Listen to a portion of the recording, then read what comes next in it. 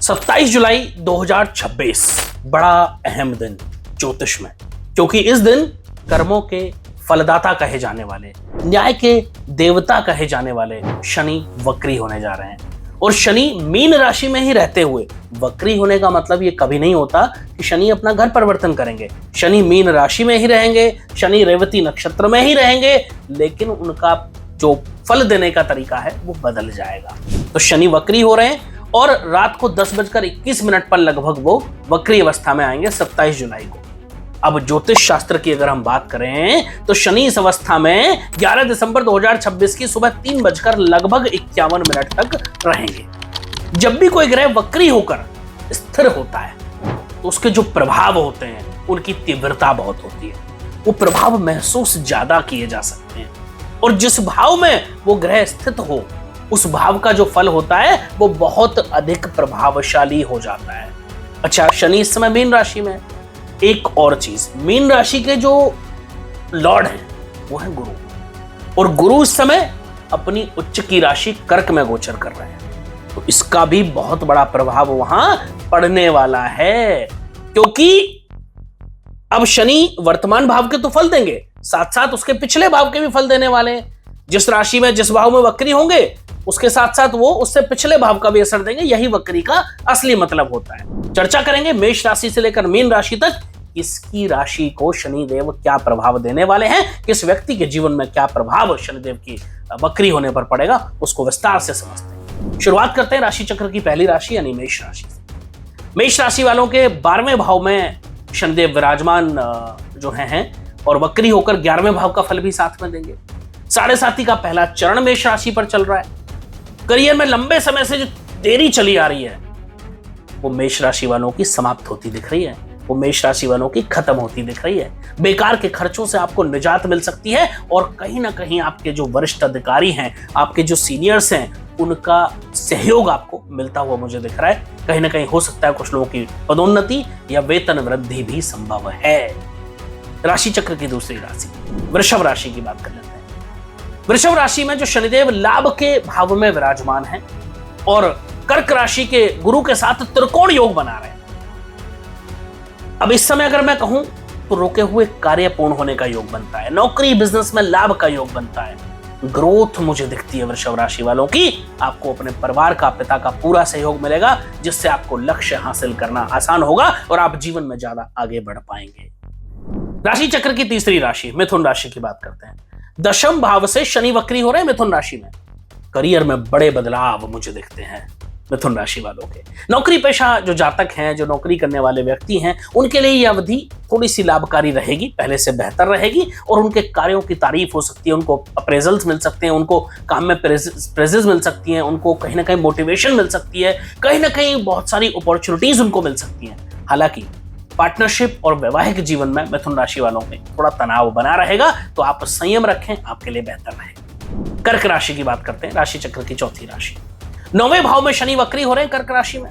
उच्च शिक्षा का सपना आपका पूरा होता हुआ मुझे दिख रहा है। जो लोग हायर एजुकेशन की तरफ जाना चाह रहे हैं उनके लिए बहुत अच्छा समय है, और व्यापारी जो लोग हैं, जो व्यापार से जुड़े हैं, बिजनेस से जुड़े हैं, उनके लिए बड़ा लाभकारी समय मुझे कर्क राशि वाले लोगों के लिए दिखता है।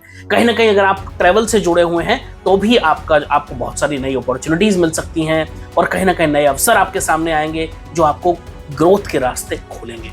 आपका झुकाव थोड़ा ईश्वर में, थोड़ा आस्था में बढ़ सकता है। कोर्ट कचहरी के मामले यदि चल रहे हैं कर्क राशि वालों के तो उसमें भी सफलता संभव दिखती है। सिंह राशि की बात कर लेते हैं। 8वें भाव से शनि वक्री हो रहे हैं सिंह राशि वालों के, और ये जो गोचर है वो उतार चढ़ाव भरा रहेगा। बहुत अच्छा गोचर ये नहीं है। सिंह राशि वालों के लिए बहुत सतर्क रहने की जरूरत है। करियर में कोई बड़ा चेंजेस आ सकता है, बहुत बड़ी उथल पुथल रह सकती है। आपकी इनकम के जो सोर्सेज हैं वो कहीं ना कहीं बदल सकते हैं। आपकी आय ऊपर नीचे हो सकती है। आर्थिक स्थिति यूं कहे तो अस्थिर रह सकती है आपकी, और कुछ मामलों में सकारात्मक असर देखने को मिल सकता है, लेकिन बहुत कम मामलों में। इसलिए सिंह राशि वाले जातकों को बहुत सावधान रहने की आवश्यकता है। राशि चक्र की अगली राशि की बात कर लेते हैं, कन्या राशि। शनि का वक्री होना कन्या राशि वालों के लिए कई मायने में लाभकारी है। कई तरीके से बहुत अच्छी अपॉर्चुनिटीज लेकर के आने वाला है। सप्तम भाव से गुजरेंगे, 7th हाउस से गुजरेंगे। जीवन में सकारात्मक असर तो पड़ेगा ही पड़ेगा, इसमें तो कोई डाउट ही नहीं है। व्यापार, कंसल्टिंग, पार्टनरशिप के नए अवसर आपको मिल सकते हैं, नए रास्ते आपके सामने खुल सकते हैं, या यूं कहें कि बहुत समय से अटके हुए जो आपकी प्लानिंग्स है वो कहीं ना कहीं एग्जीक्यूट होती मुझे नजर आती है। करियर और आय में वृद्धि भी देखने को कहीं ना कहीं मिल सकती है। आप बहुत आगे बढ़िएगा, मेहनत करते रहिएगा। बात करते हैं तुला राशि की। तुला राशि छठे भाव में शनि वक्री हो रहे हैं। तुला राशि में हर क्षेत्र में अपार सफलता के साथ प्रमोशन, आपकी ग्रोथ आपका इंतजार कर रही है। आपको हो सकता है कि काम के सिलसिले में यात्राएं करनी पड़े, कहीं बाहर जाना पड़े, व्यापार के सिलसिले में कहीं बाहर जाना पड़े, लेकिन इस समय कतराइएगा मत, बिल्कुल आगे बढ़िएगा। समय आपके फेवर में है और मुझे लग रहा है कि शनिदेव आपको बहुत लाभ देने वाले हैं। आपके व्यापार में, आपके बिजनेस में, आपकी नौकरी में, आपकी रोजमर्रा की जिंदगी में काफी लाभ होता हुआ शनिदेव दिखते हैं। राशि चक्र की अगली राशि की बात करते हैं, वृश्चिक राशि। पंचम भाव से शनि उल्टी चाल चलेंगे वृश्चिक राशि। इससे आपके इनकम सोर्सेज बदल जाएंगे। आपकी जो हॉबीज हैं, जो आप बहुत समय से इंतजार कर रहे थे कि मैं वो कार्य कर पाऊं जो मेरा पैशन है, जो मेरी हॉबी है, ये सही समय है उसको एग्जीक्यूट करने का। आपकी हॉबीज आपके करियर में बदल सकती हैं। शिक्षा के लिए, एजुकेशन के लिए, कॉम्पिटिटिव एग्जाम्स के लिए समय अच्छा रहेगा, लेकिन अपने एक्सपेंसेस पर, अपने खर्चों पर थोड़ा लगाम रखें, क्योंकि आपके खर्चे बढ़ सकते हैं। धनु राशि की बात कर लेते हैं। शनि का मीन राशि में जाना लाभकारी रहेगा। चौथे भाव से गुजर रहे हैं शनि, ढैया भी चल रही है। जीवन में बड़ा बदलाव और स्थान परिवर्तन के योग धनु राशि वालों के बन सकते हैं।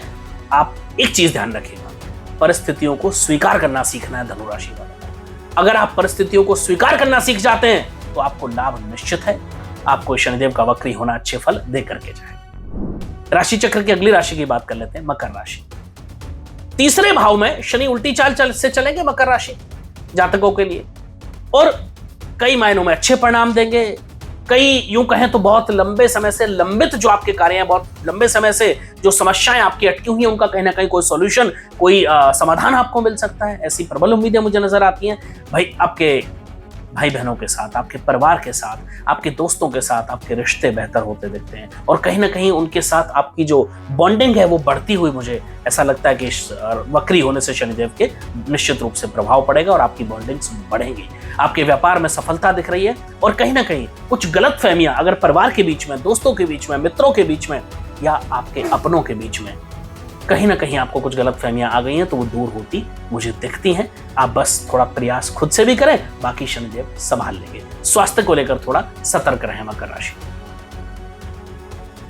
राशि चक्र की 11वीं राशि, कुंभ राशि की बात कर लेते हैं। दूसरे भाव में शनि वक्री होंगे, धन लाभ के योग बनेंगे, लेकिन ध्यान रखिएगा, एक गलत कदम और आपकी सारी मेहनत खराब कर सकता है। हालांकि अगर आप बहुत सतर्कता से चलेंगे तो बहुत लंबे समय से जो कठिनाइयां चली आ रही हैं आपके जीवन में, वो समाप्त होती दिख रही हैं। आपका मान सम्मान भी बढ़ता दिख रहा है, आपके जीवन में तरक्की भी होती दिख रही है। लेकिन बस यही ध्यान रखना है कि आपके हाथ से किसी का अहित न होने पाए, क्योंकि जरा सी चूक आपके जीवन में बड़ा भूचाल ला सकती है।